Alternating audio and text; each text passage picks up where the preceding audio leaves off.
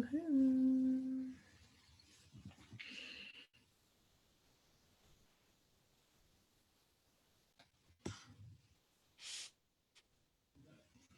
All right, we are live. I can see my little, I've got it up on my phone and on my screen. Good evening, everyone. Hello, I think we're up and running. So I need to mute my little video here on my phone. So we are live, not just on Zoom, but in our Facebook group, Let's Raise Emotionally Intelligent Kids. So this is our interview for this evening and actually for this week. Each week I try to get on someone new and interesting and fun and a little bit influential in what they're doing and able to really spread their knowledge and information that we as parents really want to know. So so today or tonight, well, wherever you guys are hopping on from, I'm having a look at my feed and we've got a bunch of people coming on already. I know some of you guys are over in the US, so I think good morning. Hi. Hi. So yeah, good morning or good evening, depending on where you guys are from. Let us know where you're from. You guys can see I've got my little I've got my group up on my phone because I want to be able to see you guys' comments and questions, and please, ask me or Sandra anything you want throughout this conversation. I'm going to be reading out some of the comments. Hey, Trisha. And I want to know where you guys are listening from. Tell us where you're from or why you're hopping on, how your day has been or something like that, or even just drop us a little emoji, whatever your favorite emoji is. So let us know. Morning, Jamila. Hi, Mindy. All right, so we might just get straight into it. I've got here the amazing Sandra Santoro. She is a beautiful human, one of the most genuine, down-to-earth, kind, supportive, just does everything for everyone else and sticks her neck out for everyone and supports them. Thank you. One of the most amazing people. And I'm so glad we crossed paths. It I was know. a couple of years ago now. Yep. Yeah, it has been about 3 years now. Yeah. 3. I would have Almost said like 3 2. years. Yeah. Well, it's gone quick, hasn't it? Yeah, I think we've both kind of really grown a lot and transformed a lot, not just in terms of business, but in personal as well. Absolutely. Yeah. Hasn't it been a bit of a crazy few years? Yeah, definitely has. Definitely has. And I mean, your transformation has been amazing. When I first met you, you were this timid, shy little thing, and you didn't want to say much. And I was trying to get you to talk in the group, and look at you now. You're just on fire. Yeah, I have love to say, it. I'm very grateful isn't quite the right, it's not enough of a word to, guys, if you don't know, I mean, when we met, she was part of a business networking support growth mastermind kind of group that we were in, and we were in it for different reasons. I was in it because my husband had a business at the time and I was helping grow that. And Sandra just, she's one of those people who will support you but bring you out of your shell and just help you along the way. If anything, like nothing's too big of an ask. And and she's got her own multiple hats on as well, which we'll dive into. So yeah, I think we'll have a fun, interesting conversation. We're gonna kind of cross cover. I'll get my words right. We're gonna cover a little bit about managing homeschooling with our kids during this isolation period, because Sandra has been a primary school teacher for over 20 years. And we're going to cover a bit about our health and wellness as parents as well. I know we're both huge advocates for health, wellness and self-care, because the more full your cup is, the more you're able to give to your kids, to your partner or your spouse, or to projects at work, regardless of if you're bringing work home, if you're not, if you're an entrepreneur, anything like that. So all that stuff is really important. And also I want to ask her, I wonder if you guys know this term. I was a bit of a newbie to it a while ago. It's biohacking. So I'm going to ask her about that too right at the end, because I want to know more about that. And Look, I even wore my t-shirt, my biohacking t-shirt. Biohacker. Guys, like, turn off your internet. I'm like, no, I'm kidding. Oh, see? It's not that kind of yeah. Yes, but it's not hacking in a bad way, but I'll tell you more about that later. I love it. Okay. All right. Well, I'm going to let Sandra introduce herself. She will do it way better than me. And just let us know, for those of us in the Let's Raise Emotionally Intelligent Kids group who don't know you that well, let us know sort of a bit about your background and where you're from and what you do. Well, first of all, thanks, Steph, for having me on. It's always a pleasure doing these things with you. So thank you. I'm a mum, firstly, of 4 girls. They are aged between, well, one's almost 14, and yes, that's been a bit of fun at the moment. Then we have a 10-year-old, a 9-year-old, and a 4-year-old. So 4 beautiful girls, an amazing supportive husband. And so I guess my background, as Steph said, I do have many hats that I wear. So I'm a bit of a multi-purpose person, and I love doing all these different things. And so it's often hard for me to explain what I do because I do lots of different things. So um, so I guess first and foremost, I've been a teacher, as Steph said, for over 20 years, teaching from kindergarten to year 6. So I've got that experience. I also have experience in fitness instructing, group fitness and personal training, which I have a passion in health.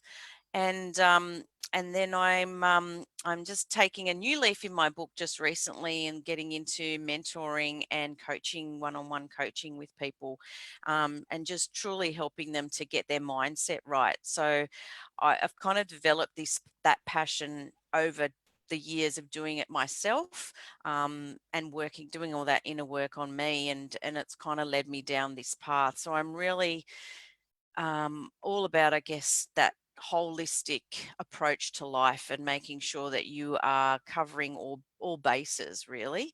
Yeah, so that's a little bit about me and what I do, which is lots, too much probably for some people.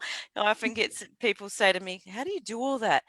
I don't really know. I just do. I just get it done, and I think it drives me. I love helping people and seeing people succeed, and that's what drives me, and so on those days where I'm not feeling like a human being and I just want to curl up in a ball, um, that's what gets me going, gets me out of bed and keeps me going. So yeah, and I guess too, I want to show my girls that even when, when you've got a dream and you want to do things, you've just got to keep going. And yes, you're going to have those bumps in the road, but you can slow down, but you don't give up.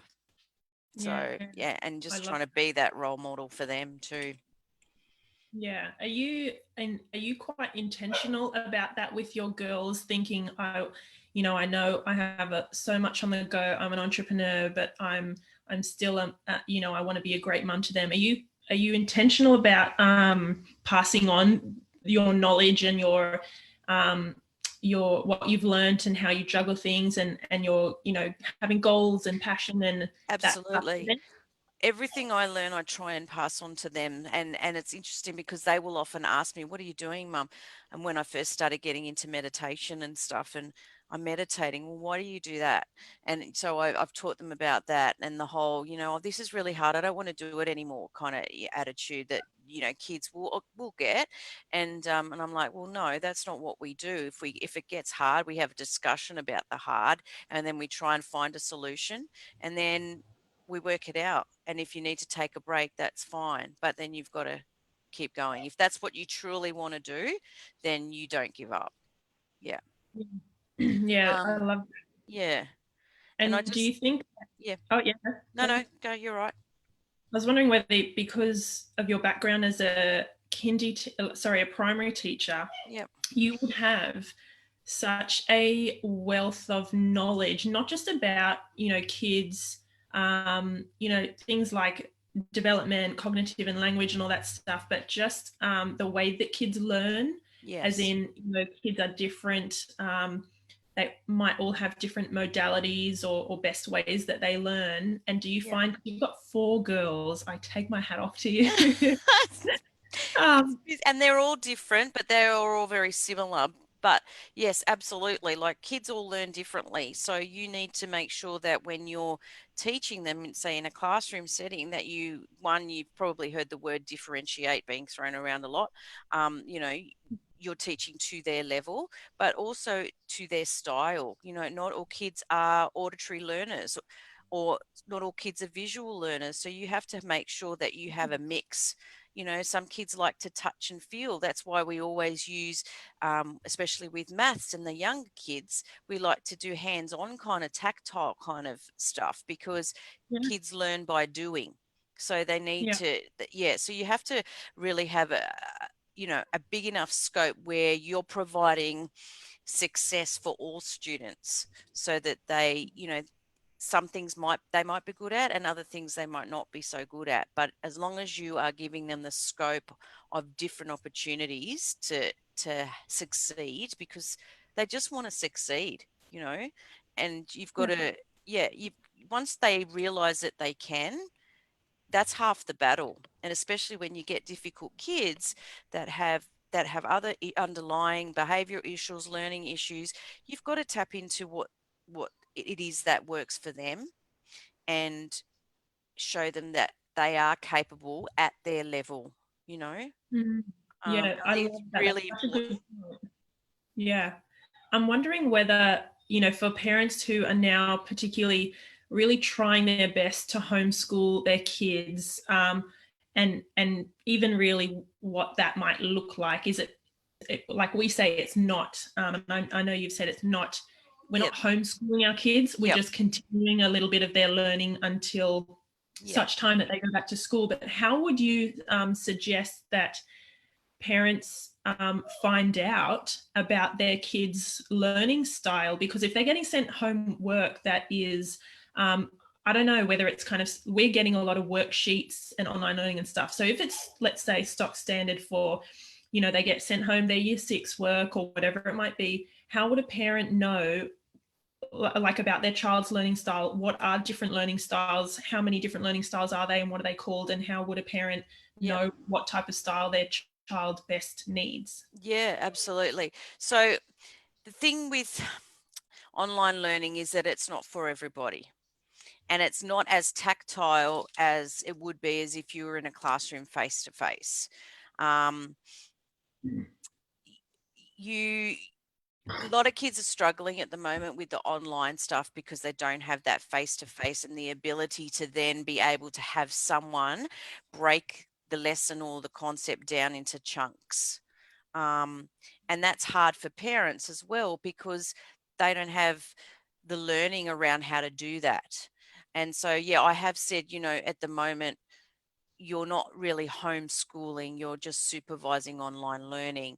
And that is really just to take the pressure off the parents, because even me as a teacher and trying to organize my own kids to do their online learning is hard, because they don't see me as the teacher, they see me as mum.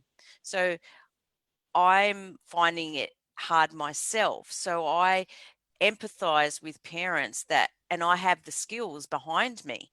And so I empathize with parents that are going through this, because it is a struggle. So, you need to yes, work out what your kids learn like. So whether that's visual, kinesthetic learner, where they need to touch and be tactile. What's the other one? Auditory learners. Okay. Some kids can just listen to a story and pick up information like that.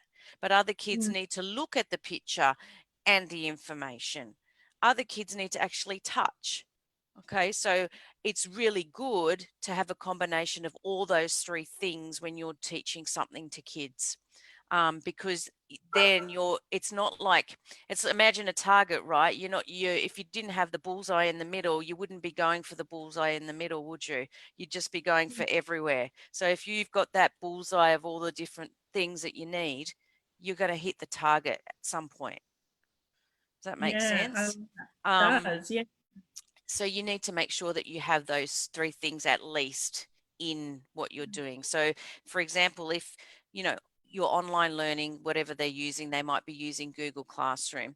Um, there's some that it depends how the school and the teachers have set it up, are there lots of visuals or is it all just text? Because that's difficult as well. Same with worksheets. Is it all text or is it all visual?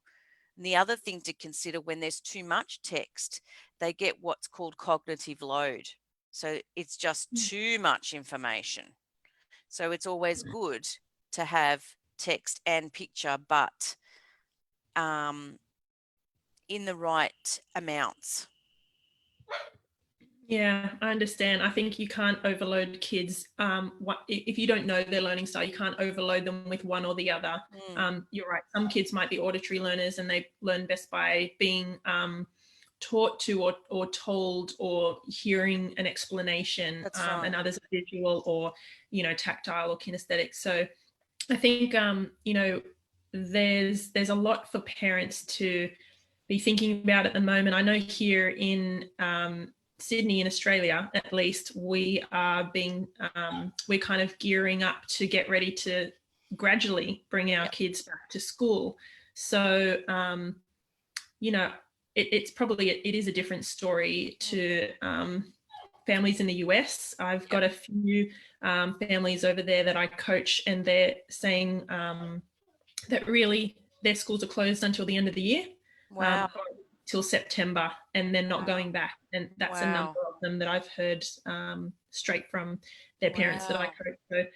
So we're kind of looking at ways to manage the week, manage the weekly routine, and having a bit of a schedule, Yep. because we've got our own work to do as adults. We might be managing the household on our own.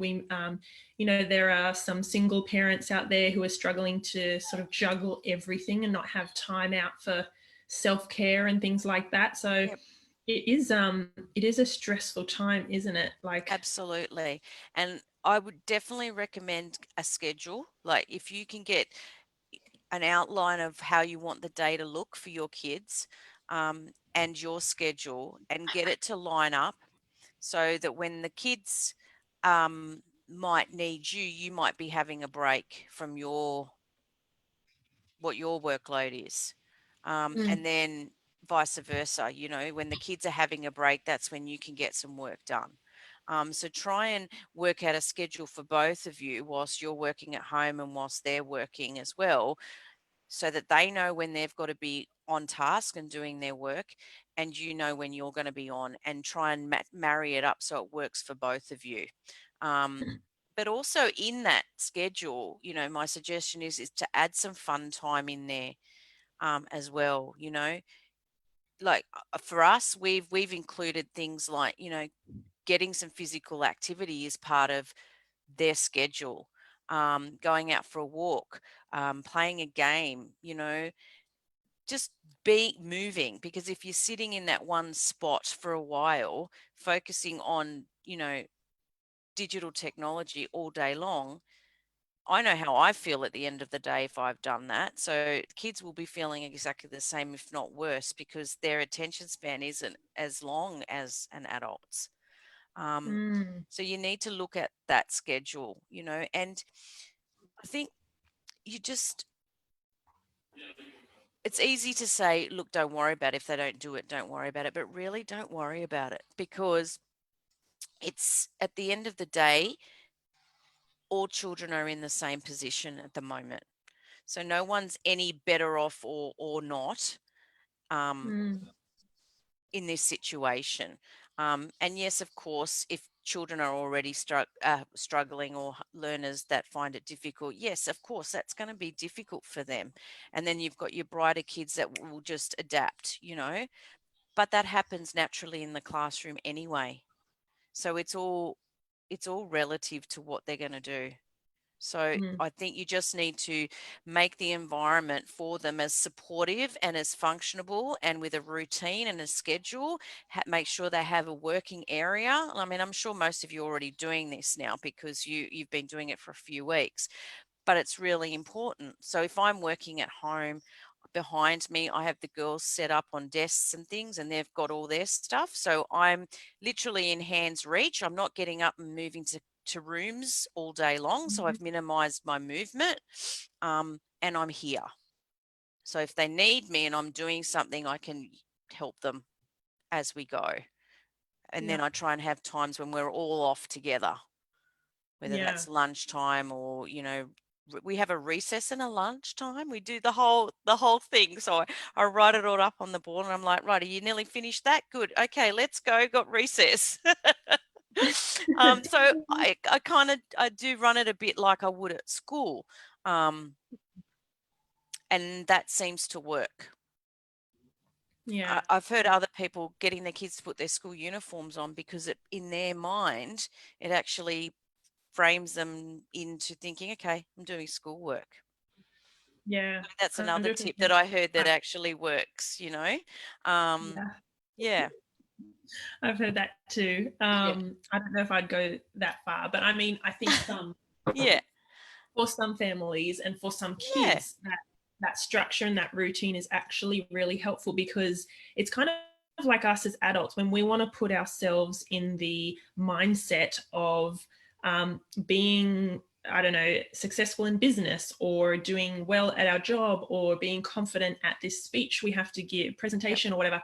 We have to put ourselves in, we have to kind of emulate those feelings, and what would that look like and what would it feel like. So for our kids to maybe have recess and lunch and have set times or have alarms on the phone or get dressed Yep. in uniform, that might actually really help them to be in that mindset and that mind Yep. frame of, okay, I've got to be I've got to be paying attention, I've got to be trying my best, Yep. and those kind of things. So I do have a really a good question here. Yeah. This is from Jamila. Yep. And she said, how can I include gaming into the schedule and routine? This is really important to her son at the moment. And I know her son is the same age as Arthur. They're both in kindy. So Okay. how would you incorporate some of the kids' interests that may or may not be kind of relevant to schooling into their day? Okay. So gaming as in, can you give me an example? Are you talking about things like Roblox and Minecraft and that kind of gaming, or what kind, do you know Let's what have, kind of? yeah. I Jamila is watching, so we might see if you've Yeah, got because any. those types of games are really mathematical as well, because and they're getting kids to problem solve. So you could replace something like that with what they're doing in maths, or Yeah, you could say to your kids, okay, I know you really want to do this, and this can be part of what you do for maths today, but I need you to get this much of what's been set for you to do done, and then you can have some time to do this. And I've yeah, often found with kids that struggle to focus, on the pen and paper work, that you need to give them a bit of an incentive to do it. So I remember a few years back, I had a child that didn't like school, struggled already as it was, and he just needed to be successful. So I made sure that it was successful. So I made sure that what the other kids were doing, he wasn't doing that. He was doing something separate, but I knew that he would succeed at doing that. So I said, right, you need to do X, Y, and Z. When you've done that, you can have your 10 minutes extra on the playground, or on the computer, or whatever it was that I was doing at that time. And you know what? He got it. He did it. And then the next time I just extend that a little bit further and extend it a little bit further again. And by the end of the year, a kid that came to me at the beginning of year 2, not writing anything, was writing a full page of work by the end of the year. So for mhm, him, that was massive success. He didn't feel like school was a horrible place that he hated, that he just was dumb and he couldn't do stuff.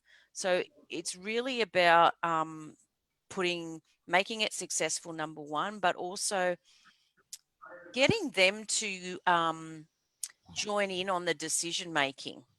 So, getting them to be part of the negotiation, I guess, if you want to call it that, or the contract that you make together. You get this done, this is what happens. Because it's a bit of a cause and effect, you've got to do this to achieve this. yeah. And you know what? That is, I talk to parents so much about this kind of negotiating or reward systems. Some are wary and call it bribes and things like that. And I say, look, it's for kids, it's almost quite similar to adults. We delay gratification on things. We know we have to work hard. We have to do this before we can get that. So Yep, it's exactly. not a foreign concept, and it's not something that's going to teach your kids that, oh, I will only ever do difficult work or hard things or stuff I don't like to do in order to get something, a reward. You're not going to teach kids that unless you consistently give them That's right. one thing to do and then you get this amazing reward. Like, obviously that's not realistic, and it's not long term or anything. Absolutely. They Yeah, and need to have that intrinsic motivation to want to do something and achieve something. But initially, if kids don't have that, you need to show them and teach them what it feels like to have success and to achieve that goal at the end. And it's obvious, yeah. yes, of course, you wouldn't do it all the time, but if it's an Mm, area that you're struggling with right now, then that's okay. And then there's times where yeah, you might just say, you need to get this done today. And that's it. Um, yeah. but kids are pretty good like that. And, and when they take ownership of those kind of things, they're quite happy to comply because they've been part of the process. Yeah, 100%. When you get buy-in from your Yeah. kid Yeah. by giving them a little bit of control or letting them create some of the parameters or the criteria for them to get something that they're really keen on. I Yeah. mean, we do that as adults, and I find that parents are worried that, oh, if I do this, it's going to make them ungrateful or something like that. And I say, well, look, if it's coming from the right place as a parent, and you're gradually withdrawing those rewards or that that kind of thing, you're not going to have a 10 or a 15 or a 20-year-old who will only ever do one little thing to get something in reward. So, and the other thing is, Absolutely. I feel like parents kind of feel, and I know I find myself dropping into it sometimes, going, oh, maybe I shouldn't be doing this, or should I really just make him do this or that, and what would this other person do, or my family or friends. Like, we find that should kind of mentality of comparing ourselves and putting ourselves down and thinking, oh, maybe this isn't good. Other people will probably they'll be able to get their kids to do work easier without Yeah. bribes or without this or that. And I'm like, get rid of those Yeah, get rid those of the shoulds and stop comparing, definitely. And you know what? No one's living in your life. So you need to pick your battles some days. yeah. And yeah, and it's a bit of it's kind of a bit of self-preservation at some point as well, depending on how hectic your life is or what the circumstances are, because everybody's circumstances are completely different. If you've got a really Mhm. difficult child, you are not going to go head to head with that kid every single aspect of their day, because they're going to get it, they're going to be just off the Richter, and you're Mhm. exhausted and going to lose it in the end anyway. So you have to be a little bit flexible in that, I think. Yeah, definitely. And I think you're right. You've got to be a bit flexible, and you've got to sometimes, it's probably similar for teachers as parents, but I kind of like that concept of when kids are battling to get some control or to do things their way. It's actually, because they do have that element of, I want some control and some say over what I do in my life. And how many things do we decide for them? What they eat, what we cook for dinner, where we go Yep. on the weekend, when they go for school, what they have to wear to school, what we pack in their school lunch. So I think, what control do we give our kids, and what element of you know that giving them some control over their decisions and their life. So I think this was last year. Was it last year or this year? We had a workshop, and I think you were at the same workshop, Sandra. And we had a parent put their hand up and say, I was talking about how we can give our kids a little bit of control in order to tell them, I value you. You're an important member of this family. I trust you and I believe what you have to say is important. And a parent put their hand up and said, we have a family holiday each year. It doesn't have to be a big, great, amazing overseas one, but we try to go away as a family. And what I do is sit down with my husband and kids, and we all look at, obviously they kind of vet the options Yeah. first, Yeah. and then go to the kids and say, kids, I want to know, where do you want to go on our family holiday out of these? Where would you like to spend time with us all together? I want to know what you guys think. Tell us your opinion. And doesn't that say to the kids, I value you and I think what you have to say is important, giving them that control Yep. over something that actually impacts the whole family. You can do that on a small scale with who wants to cook or what do you want to eat on Friday night for Absolutely. dinner. But yeah, doesn't that kind of Yeah, give them it's that? a bit less of the dictatorship and more of that ownership of their life a little bit. And obviously I mean that within reason, as a parent you're going to protect, guide your child and, you know, do most things and decide most things for them. But there's some areas in which they can have some ownership as well.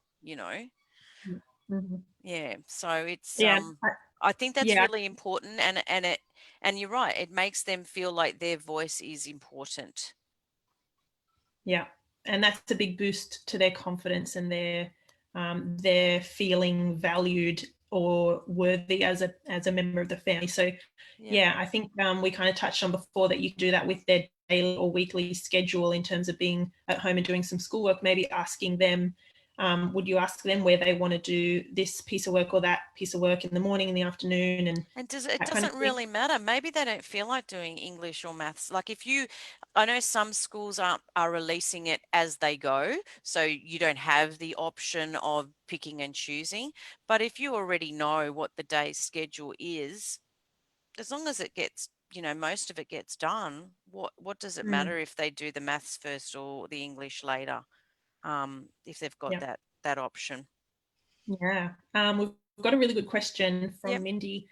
She said, I'm not sure if you went over this yet, but how would I get my 16-year-old son, so a teenager, to Hmm. do schoolwork? He's treating this like a vacation. So she's over in the US, and Yep. I get the feeling that particularly those older kids, they are a little bit more independent and Yep. they feel like they're almost adults, and they may well be receiving work from school Yep. and getting that sent home, but I guess that there's a difficulty with that mindset of you know the days may not be as structured. Sure. The schoolwork may not be something that they're interested in, and Mm. what are some strategies that a parent could use maybe to encourage their kids to get some of the work done, maybe if not all of it. Yeah, yeah. Look, that's hard when they get older. It gets a lot harder because, as you said, they have more control over um, what they do and what they don't do. And if they don't like school already, and if they don't want to be engaged, so they're not an academic student as it is, it makes it even harder.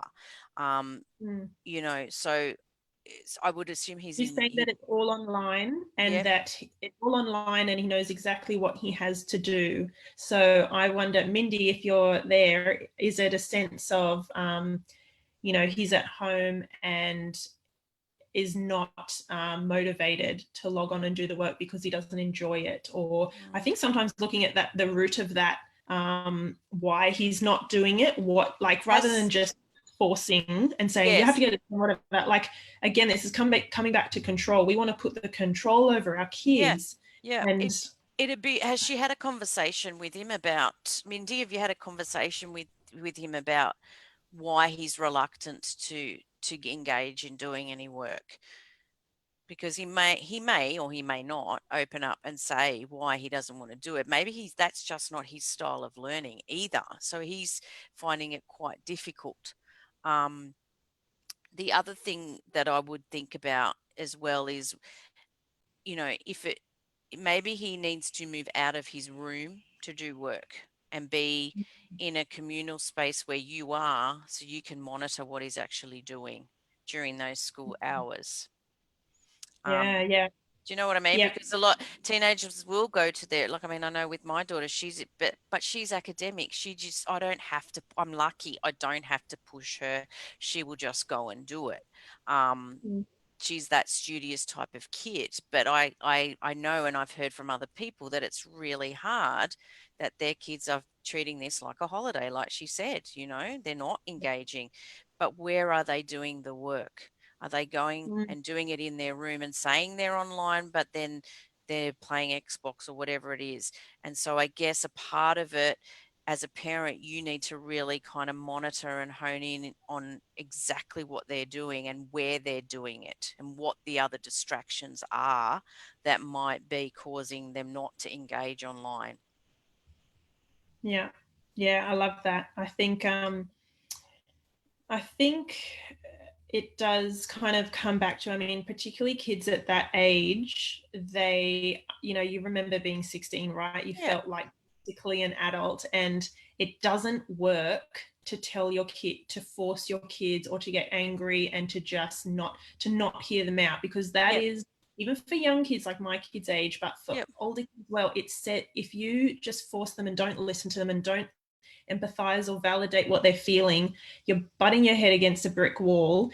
And what absolutely. you're saying to them actually is, you don't matter, what you think doesn't matter, and I don't care about what is important to you, or what you Yeah. really feel. It might be a hatred of school, like my husband hated school. Yeah, and Hated and school. and he just may not be that kid that likes school, but do you know what? If I think if she has the conversation and they understand where each other's coming from and why he doesn't want to do the work, but why Mindy wants him to do the work, and they both, well, this child knows that the consequence of him not completing the work and he's choosing to take that consequence, then it's not like you haven't let him know that this is what's going to happen if you don't complete this. And it's also, I think it comes back to, if you need to then put him in a communal area where he does do some work, when he, I guess, has earned your trust to actually engage online, he can go back to the room and do his Yeah. work. Like, it's a bit of a give and take. I'll give you this, but you've got to give me that. It's kind of like what we said before for Jamila and her son. You've got to do this in order to achieve this. The end result is this. Mhm. You've got to Yeah. choose which path, though. Yeah, I love that. I think, yeah, that's right. He's got to sort of choose the path, and they've got to work it out together. And I Yeah, love the concept of, I was doing some learning and sort of work a while ago about how to communicate, like obviously how to communicate. That's my background as a speech pathologist, but how to communicate and negotiate with anyone, kids, adults, in an organization or in a family. And there are some really interesting key points or strategies basically around how to negotiate with people to either get them to help you or get them to do something you want them to do, get them to do a project at work for you, or get something done a bit sooner, or get their homework done if they're a child. And the key points are that first and foremost, you need to go into that negotiation or that request with a strong sense of empathy for that other person. yep. So there's no point going in and saying, buddy, just get your homework done. You don't have to do it. There's no Yeah, point. Don't even fight with me on it. Go and get it done, and you're not allowed to come out until it's done. yeah, That, you know where that's going to go, right? yeah, So the strategy is, if you go in and let that person know that you have empathy for them and you validate their feelings, that says, I'm on your side. I know what you're going through, and I'm here to help you. So you would say to a child who doesn't want to do their homework, hey buddy, look, I know you really don't want to do your homework right now. I know you'd much rather be out there on your bike with the other kids, and you just don't enjoy it, and it's a struggle for you. I really get that. You might even say, when I was at school, I XYZ, I mm, struggled with it too. So it's giving them, it's almost like this pre-fret phase that you're validating what they're feeling, so they feel heard and in turn valued. And then you're empathizing and saying, yeah, that would bloody suck too. I know yeah, we're friends at home, and I know probably half your friends aren't doing it. that Yep. really sucks. Yep. So you're validating and empathizing, and then you come in with your request that is appropriate. It's not a crazy off the wall. It's a hey, maybe we could just get half of this done now, and then you can do X, Y, Z. So you're metering or change, like adapting your request. That's something that is going to set them up for success rather than failure. And thinking, just do Absolutely. it all, I don't care. Yep. So, the last kind of part of that is how you choose to inspire that person to kind of come on board with you and see your vision. Or, like I said, it can be done in organizations with managers and Yeah. bosses with your kids. So you inspire them. And we were talking before about intrinsic or extrinsic in like That inspiring or motivation. motivation, Yep. really. Yep. So you could say to your son, look, I know you feel really good when you get your homework done, and then you know that it's off your chest and you can go out, or you can go on your Xbox or whatever. That wouldn't that feel really good? I know that's that's something you love. Or that extrinsic motivation of, once you get this done, we can send it in and your teacher will know that you've finished it all off, and that'll be great for your grades, or the test coming up or something. Or want your teacher or your friends be proud of you for getting XYZ done.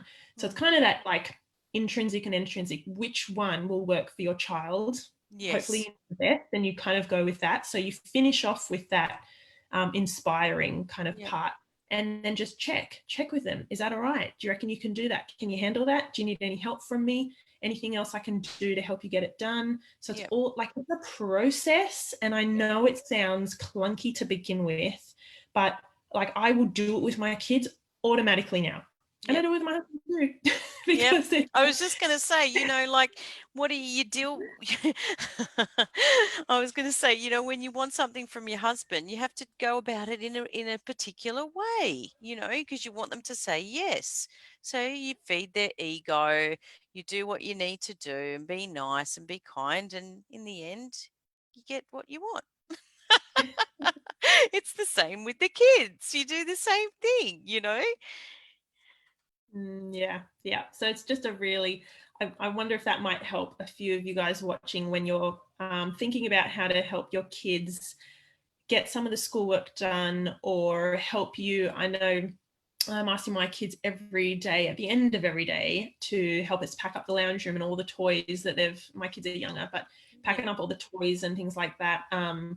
And I think, yeah, with your partner or your spouse, talking to them about when you're trying to get them to help you or get on board with something, or see something in a way that you like, in a way that you do, start off with empathy and validating. Like, you've got to get yourself in their shoes and think, Yeah, absolutely. am I asking something that's going to kind of make them cringe or And like groan? Or validate that. yeah. And I guess too, at some point you've got to accept that everybody is different and everybody has a different perspective on certain topics and how they're going to react to certain things. And you can't always preempt that, but if you go in with empathy and trying to understand where they're coming from, you're halfway there, because you Yeah. get their perspective. Yeah, 100%. And I think that's the best way. It's not even a I've thought about this so much that I've thought, is this actually a really manipulative way to go into a negotiation, or communicate with people? And I thought, no, no, no, it's not. If you're coming from the right, That's right. If you're coming from that right space, it's not. It's not. yeah, And look, I'm not saying that will do it in a manipulative way, which adults more so. I'm thinking, but when you're doing it from a heartfelt space and that you really want to achieve that positive end result for everybody, for all the parties that are included, then you need to be able to have that portion of empathy in there as well. yeah, yeah, definitely. I did actually also want to ask you a little bit about health and wellness, Mm-hmm.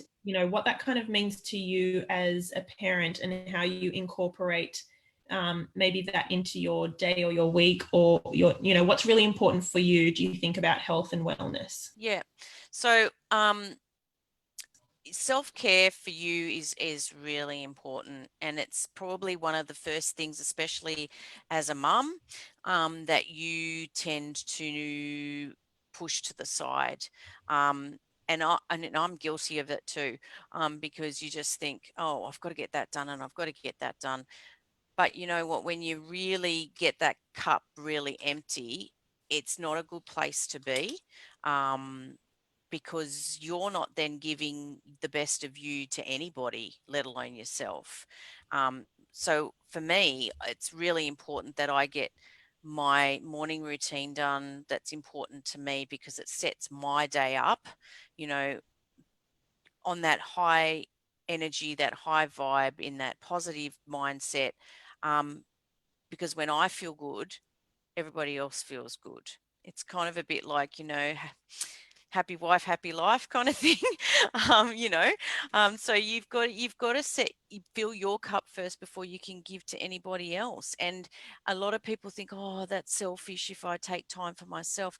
It's actually, I look at it in a different perspective. I think if you're not looking after you, that's also in a way selfish, because what's going to happen if you can't do all the things that you need to do for your family?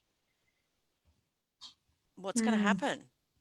Everything's going to turn to shit, excuse my expression, but it will. It'll just all fall down, especially if you are the one that they look to keep the house going, to keep the family going. If you're the glue, you need to look after yourself. It's really, really important.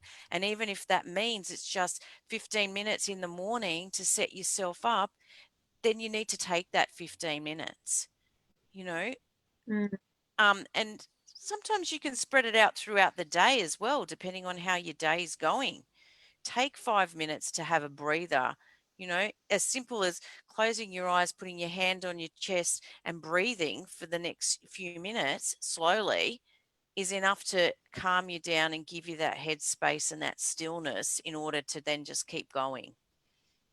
Because we do yeah. juggle a lot of things, and it's really important. We know that being active and being, doing physical exercise is good for you. It increases the endorphins. It makes you feel good.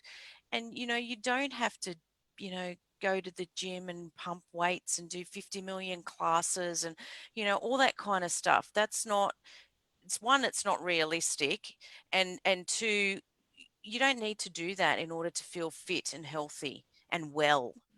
You Yeah. just need to incorporate some kind of, daily exercise. And if you can't do that, then every second day at least, and on the days that you can't do a longer haul of exercise, then you do some type of, reading from a book that's going to uplift you, or meditation, or just sitting in silence for a bit, you know. It's those little tweaks to your day, and what you value. And I think people need to put a lot more importance on filling their cup, especially women and mums, and that are trying to, run businesses or work in corporate job or have a professional career or whatever it is, um, because you are a better mum when you feel good. It just makes sense. When you feel like crap, you're going to take your crap out on everybody else that's around you. But when you feel Mm. good, everybody else benefits from that feeling good as well. Yeah, 100%. Like we talk about how emotions are contagious and Yeah, emotional synchrony. Basically, we give off these vibes and this energy to our kids, vice versa. When your kids are having a tough absolutely. day. So Absolutely. I mean, it is when you've got a newborn baby and you're stressed as a new mum, and that baby won't stop crying, they feel your stress, and then someone that's calm walks in, picks them up, and they stop crying immediately. It's because they're not got that pressure and that angst and everything. Because even though you may not say it, your body language and your presence gives off that stress, that anxiety, that overwhelm, that get away from me, kind of attitude. yeah. So yeah, it's really important. And Mm. life does get in the way sometimes, and we slip up and we get slack with it, and then we see ourselves going into this bit of a downward spiral where we go, oh, why am I feeling like this? Oh, this is why I'm feeling like this, because I've put myself last again, and I need to get Yeah. back to putting myself first again. And I don't Mhm. mean that everybody else is not important, but you need to put yourself in that, at least that top category of someone that needs to be well. Yeah, Yep. 100%. Yeah, Yep. we're so aligned. I love that. We're on the same wavelength in a lot Yeah. of things, and that Yeah. is definitely self-care is a not negotiable, and it's not selfish at all. Yeah, Yeah. definitely. Yeah. So, my last thing I wanted to ask you about before we kind of finish up for tonight Yeah. is I know you're a big advocate for biohacking, and I want Mm-hmm. to ask you for, for a lot of us maybe watching, we don't even know what biohacking is and what it means and how we can do it. So, can you shed some light on that for us? Sure. Yeah. Okay. So most of us think that the word hacking is not a good thing, and we automatically think of someone hacking into our bank accounts and our computers and things like that. Biohacking is actually a really positive thing. Bio meaning the body and from biology, and hacking meaning breaking into, right? So biohacking is all about taking control of your body. So it can be as simple, like I'm thinking in the simplest form of biohacking, making sure that you get that 8 hours sleep every night. That in its simplest form, right? Another, way that you might be biohacking is to um, people say try and brush your teeth with the opposite hand, to Oh. get the other side of the brain working. Okay, all these little tweaks. Biohacking can be things like increase your amount of water that you have in a day, because that's really important that you keep up and you're hydrated. It's just little tweaks that you can do to make you healthier and have more wellness. So, when you start down this kind of path of biohacking, it can be those little things. And then people, there's things out there now where you can wear special glasses when you're in front of a screen, to stop the blue light, and all those Mm. kind of things. There's so much out there that you can do in terms of that.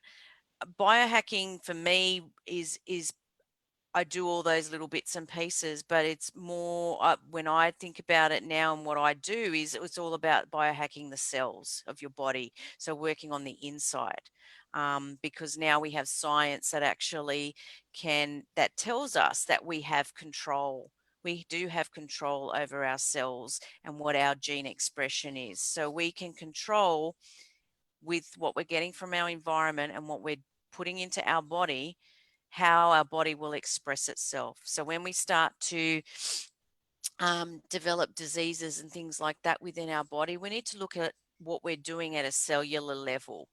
Okay, how can we basically change our environment, reduce our stress, look at what we're eating, and take control at that cellular level, and getting that body to do what it already normally does. Our bodies are amazing. They know how to fight when we're sick, and the immune system comes in and kicks in. And, when you have a virus that doesn't require antibiotics, your body not naturally fights that because it knows what to do.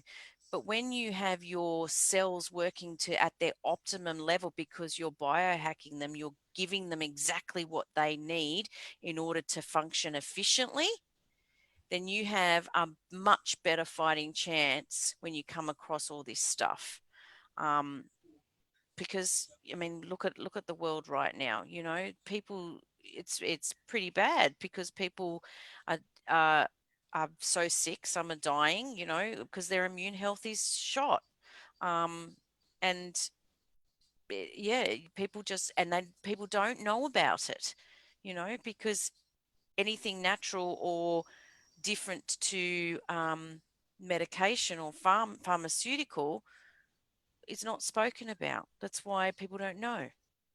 So Mhm. that's why I get very passionate about telling people about it, because they need to know, because they do have control, and you don't have to just accept that this is how you are, because you can change it. Yeah, that's Yeah. so powerful, isn't it? And to Yep. know that, you know, that we know so much more about the human body than ever before. And we know things like epigenetics Yep. and things at the cellular level that are affecting our body positively or otherwise. Yep. And I just think now is the time that we are, you know, we have so much information at our fingertips, and it's up to people like you to spread the word once you know about it and its power, and how, you know, how we're just helping our body to really do what it already does, but just get it back to that kind of basic optimum healthy level. That's Absolutely. exciting. Yeah.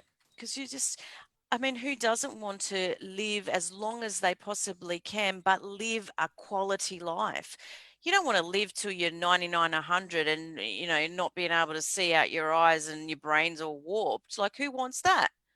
But if you Mm, can live to that age and still be well and healthy and do all the things that you could do, I'd love to live to 100 and be able to do all those things. Why wouldn't yeah, you? Like, yeah, I know. but it's just what people place value on, I guess.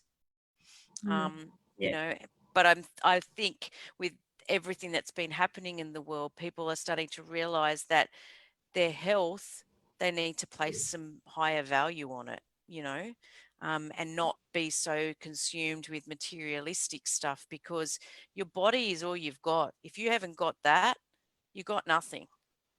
yeah, definitely.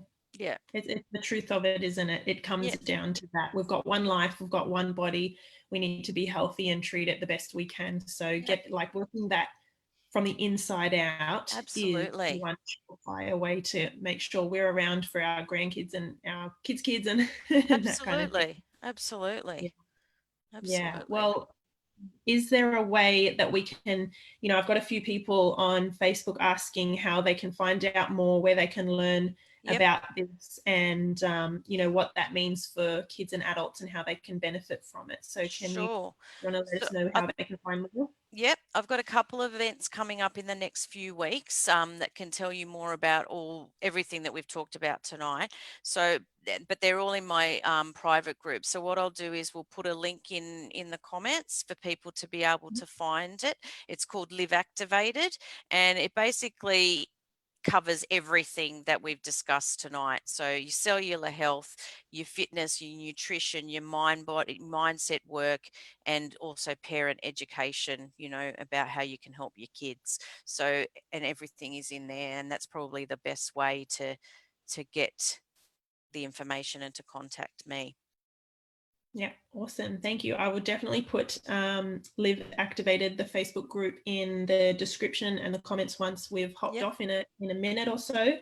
And yeah, I just wanted to let everyone know, if you have any questions or any comments, or you know, want to chat to Sandra further about anything to do with health, wellness, biohacking, teaching, multiple hats as a mum of four. Yeah, You know, get in touch with Sandra. You can find her on Facebook, Sandra absolutely. Santoro. You know, find her in the group and just send her a private message. Say, hey Sandra, I love the live. I want to know more about this or that. Get into her group. She's always posting really quality information that's really, you know, just new and interesting and supportive. And it's perfect, I think, for us parents, because we want to know, you know, how we can kind of live our best life and manage our kids and our work at this time. So highly recommend getting onto her group, Live Activated, and just send her a message and get in touch as well. Thank you. Thanks so much, Steph. Yeah, please send me a message. I'd love to chat with you and answer any of your questions and help in any way I can. Thanks, Yeah, Steph. awesome. That was And don't, great. that's all right. Yeah, thank you. Well, I'm sure a few people will head along to those events when they hop into your group and see when and where they are. So Yep. just want to say a huge thank you for giving us your time tonight, because I know you've got work tomorrow at with school. full staff, and I'm sure, you know, we take our hats off to you teachers who are just doing an incredible job with our kids. Thank We're you. all learning how difficult it is to Yeah. wrangle kids. I think parents have developed a newfound appreciation for teachers in the last Yeah, few weeks. Yeah. I think so. I definitely have, and it would be very interesting to see what teacher gifts are going to be given at Christmas time this year. Yeah, true. Oh, that's a funny one. Actually, we had a real, just quickly, if anyone's still on, we've got a few people. The other day I saw there was a thread somewhere in one of the groups that we're both in about what's the worst teacher gift you've gotten at Christmas time, That's which is the right. end of our schooling here in Australia. What's the worst gift that you've ever been given by a parent? Oh dear. I would have to say a used gift. I've been given used gifts before. Yeah. Oh no! When you open it, you're like, "Hang on, this looks opened or You're touched or like, used." yeah, I know. Yeah, or one was used lipstick or something like that, and I was like, oh, thank you, that's lovely. What do you say? Like seriously, Yeah. Oh, man, yeah. it's That's yeah, I've yeah. yeah. So thank you, and you just put it over there. Put it down in the behind the Yeah, you desk in a feel sorry bin. for the kid. I mean, I don't even, and I wouldn't even think to say to the parent, "Did you give me that, or did they just pull that out of your makeup kit to give to me?" You know, because who knows, they might have. But Yeah, I would never ask them. I'd just go, "Okay, thanks." yeah. Maybe it's an honest mistake. We give them the Yes, benefit of that's the doubt. right. I did think Yeah, that. I'm thinking, don't know if that parent would have really given me that, and then they'd probably be mortified if I told them. They would I be, know. You want to spare their feelings and think, that's oh, right. it's So not I just worth give them it. the benefit of the doubt with that one. Yeah. I love that. All right, I will let you go. Thank you so much again. It was No amazing. worries. Thanks, All right. Steph. Thanks, Thanks, everybody. guys. Bye.